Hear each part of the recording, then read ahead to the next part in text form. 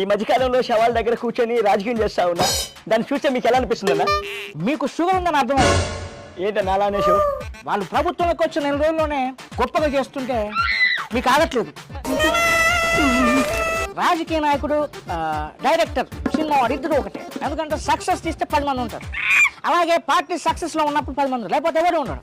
మీరు నేను సేమ్ అన్నమాట. ఇద్దరు ఫెయిల్ అయిపోయావా? నేను ఫెయిల్ కాదు, నా సినిమా ఫెయిల్ అంతే.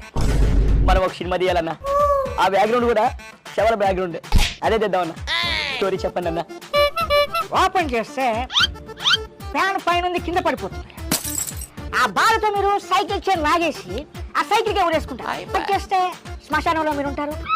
మీ గొడ్డల పోరుతో చనిపోయిన మీ బాబాయ్ ఇలా చాలా మంది శవాలై మీ మీద పడుతూ ఉంటే మీరు ఇలా ఓదార్పు చేస్తారు. టైటిల్ ఏంటన్నా? టైటిల్ వచ్చేసి శవ, క్యాప్షన్ అన్ని వస్తున్నారు.